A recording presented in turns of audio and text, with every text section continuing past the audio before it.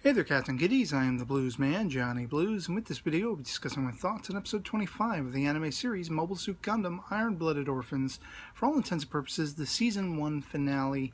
And I gotta say, this was utmost satisfying to me. As somebody who has shared reservations in what Tekadon's been doing, putting all these kids' lives on the line and everything like that, and had thoroughly some great conversations back and forth in the comments with you guys, sharing different perspectives and how they kind of needed to be in this place, and these are the choices they've needed to make, especially for Oruga and everything.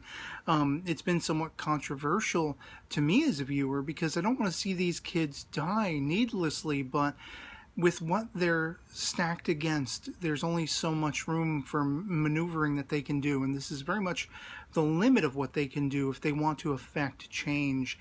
And in this finale, it made it all worthwhile for me because they managed to get Cordelia and Makanai where they needed to be at the time they needed to be there, just within, the sort of the skin of the teeth.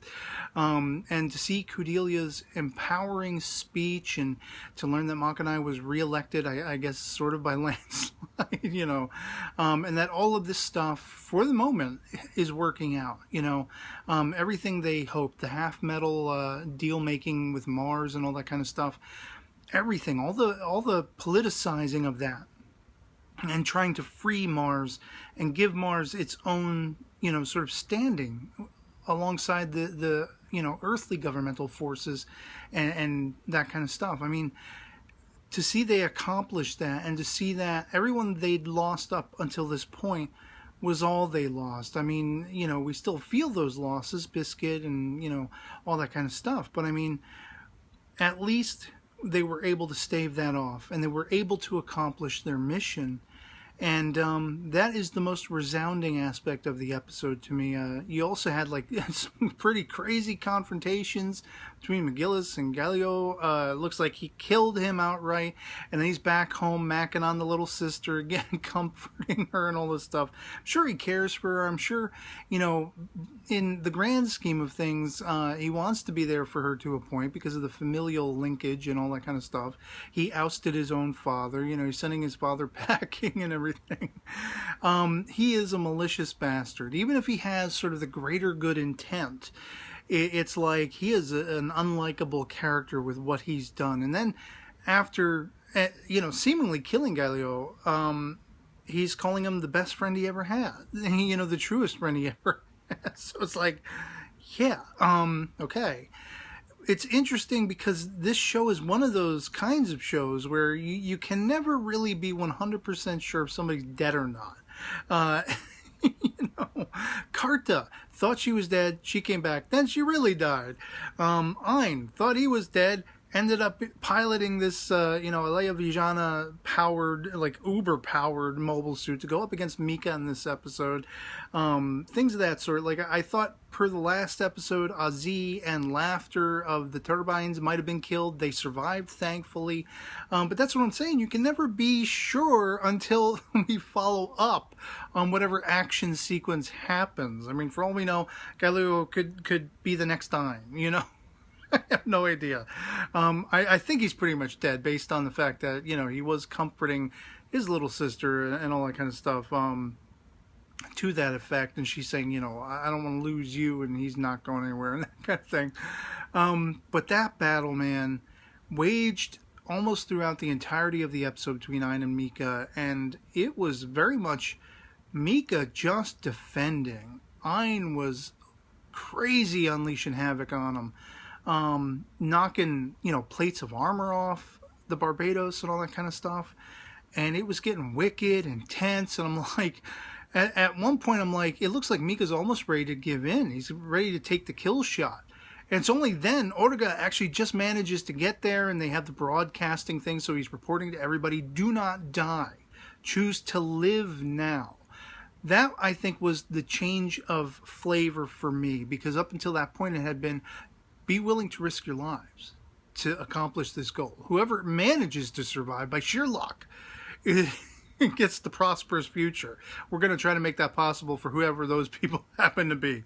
But Oruga, as the chief mechanic guy said to Maribit, and kind of like, answering to her own qualms, which I have mirrored in my own sentiments, in watching the series over the last couple of episodes especially.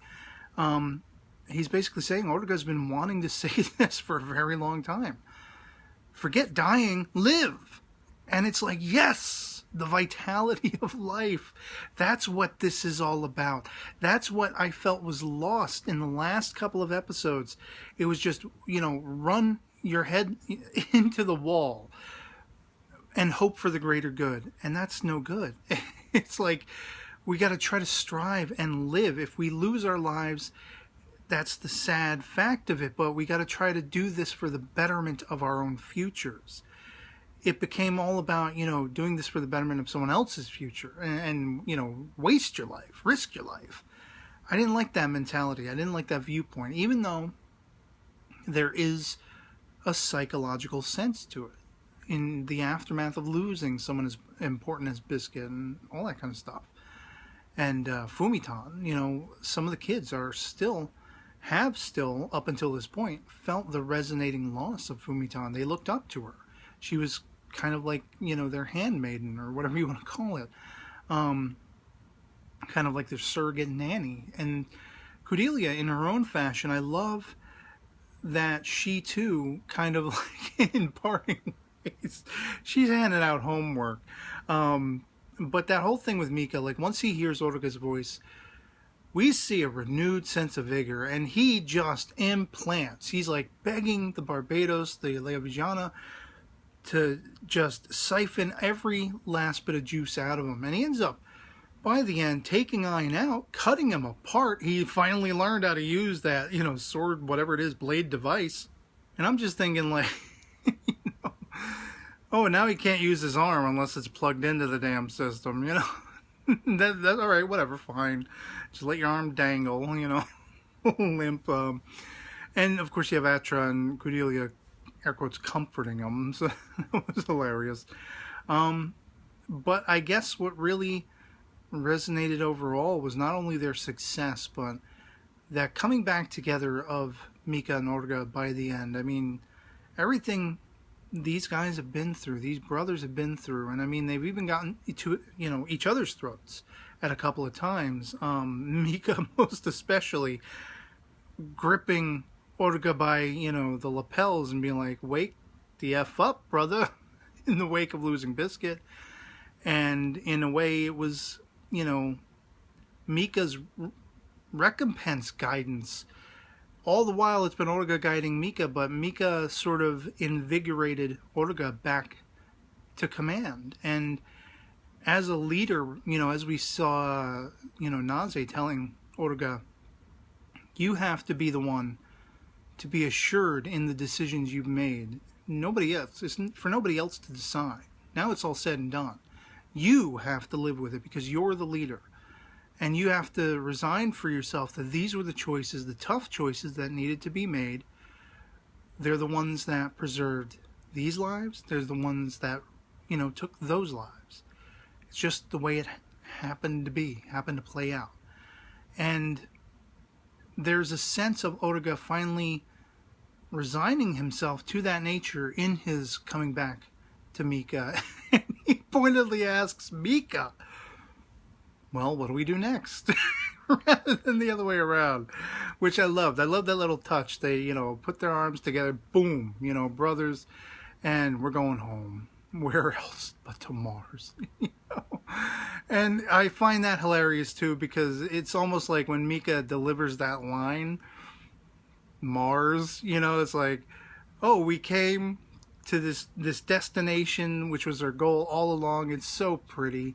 And he finally has that, answer given to him by Ortega. Is this the place?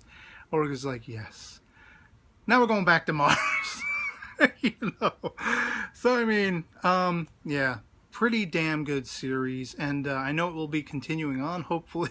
I will be right here back with it when it comes back, providing there are no technical maladies or health maladies. And Yeah, so I'd love to hear from you guys in the comments below what you thought of this finale episode of Season 1 of Iron-Blooded Orphans, if you've seen it as well, if you found it as satisfying as I did, if there were any surprises along the way that you found just kind of stymied you through the watching of this episode, or if you thought everything played out exactly as you had speculated and hoped by the end. So yeah, anything goes in the comments below. Love it or hate it, just love having that conversation. And otherwise, it'll be pretty much it for me on this. Hope this video finds you well, and I'll catch you all later. Peace.